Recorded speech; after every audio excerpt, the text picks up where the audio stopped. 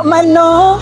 No, dia mau janji kata nak jumpa. Sekarang ni kita ada dekat Umi Tom Yum, dekat area Selising Pasir Putih kat Kelantan.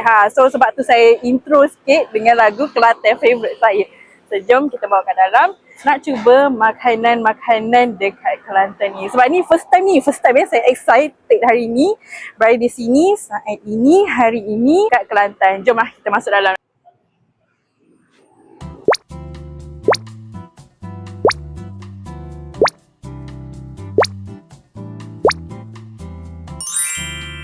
So menu kita hari ni yang saya order dekat Umi Tom Yum, macam biasa favourite saya kuih tiaw kung fu, nasi goreng USA. Dah sampai kedai Tom Yum kan, of course lah kita ada Tom Yum terpacak sudu dia, keropok leko, dan menu paling special kat sini semata-mata saya datang sini adalah nugget goreng.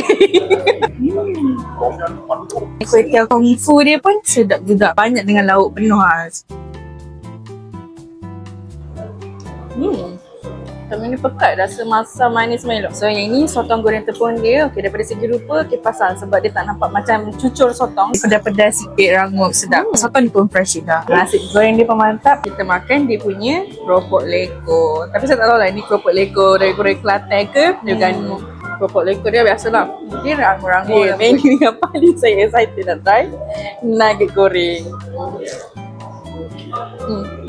Air tangan orang Kelantan memang terbaik. Nak kata sedap tak sedap, korang tengok sendiri. Meja ni semua kosong. Dah faham dah kenapa nama dia Umi Tom Yum. Sebab paling best sedap sekali adalah dia punya Tom Yum. Kalau korang berada dekat area Selising Pasir Putih dari Kelantan ni, korang boleh cuba datang dekat Umi Tom Yum.